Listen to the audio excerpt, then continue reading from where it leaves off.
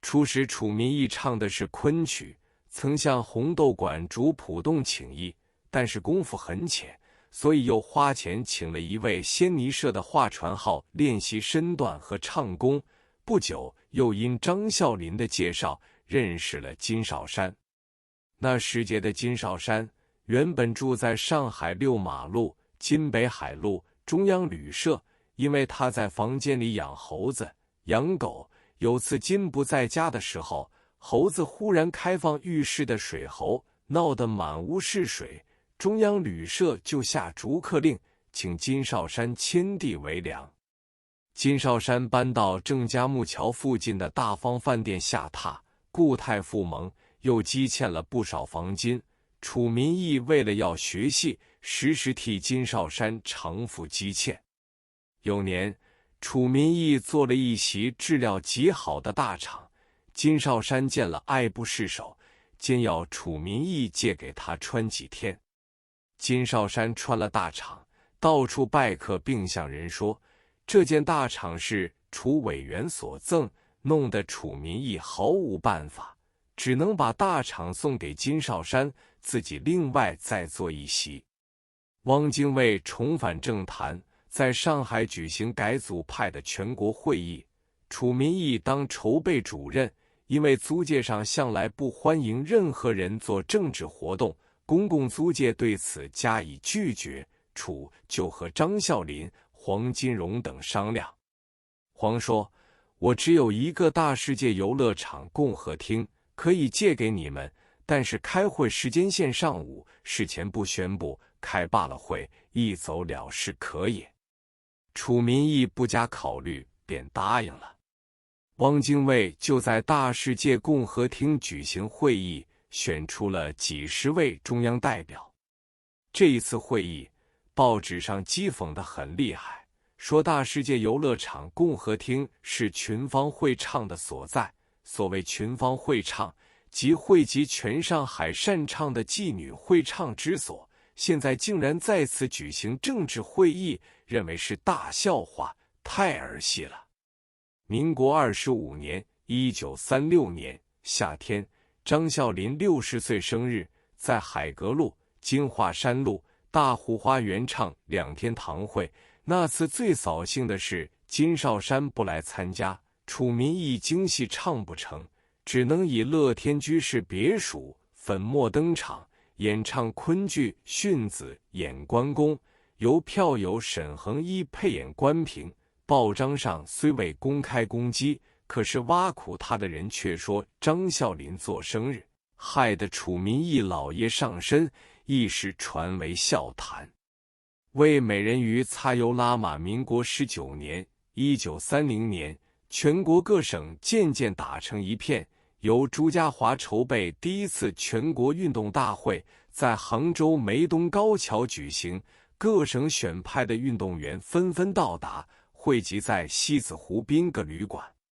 运动会举行一连几天，其中最出风头的就是哈尔滨选派出来的短跑健将孙桂云、吴梅仙、刘长春和上海篮球健将陆中恩等，还有华南来的足球队，阵容甚为强大。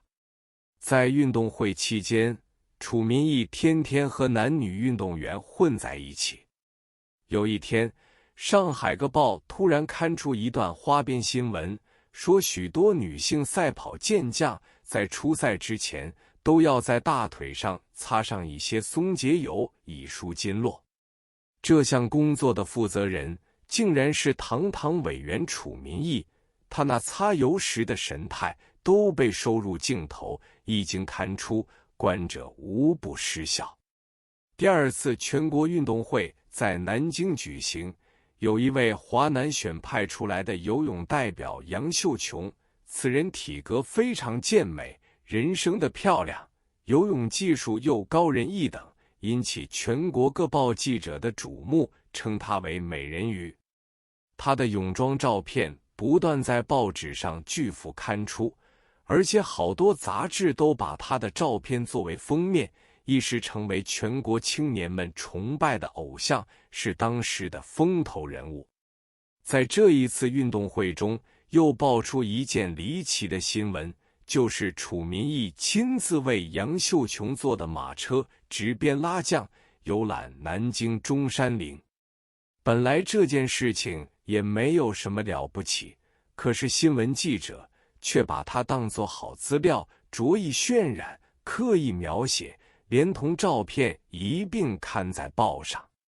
从前的风气到底比较保守，大家认为以中央大员的身份做执鞭拉将的事，未免有点那个了。驾车出游的楚民义向来南京报纸发表新闻非常谨慎，这一次却也把楚民义执鞭拉将的照片巨幅刊出，虽然未加攻击，但是也因此引起大家的反感。这件事情后来为汪夫人陈璧君所知，大为震怒，楚民义为此还被陈璧君拍案大骂。至于上海报纸登载这件事情，更没有一张报纸予以好评，有些讥笑他风流成性，有些攻击他有失官真，总之都不是好话。初度见面自述身是民国24年1935年丁福堡的哲嗣丁惠康，一位留学德国归来的医学博士，在上海郊区虹桥路自己置地建造了一座5层高的大楼，创办了虹桥疗养院，占地颇大，院无宽敞，内部的设备都是最新的，可是地处偏僻，交通不便，住院的病人极少。那时节，李时曾已在蒲石路、金长乐路办了一间中西疗养院，西医是西仁诺尔博士，中医是陆仲安。因为是中西医合作，竟然大受欢迎，院内病房长期客满。丁福堡是我的老友，他建议虹桥疗养院也应该聘请一位中医，因为那时的富商巨贾有病都是既看中医又看西医。他们父子两人商议之下，一意要邀请我去负责中医病人的住院之事。一天，丁惠康亲自来拜访我，说明来意。我说不妨试试看，于是我就成了虹桥疗养院的一员。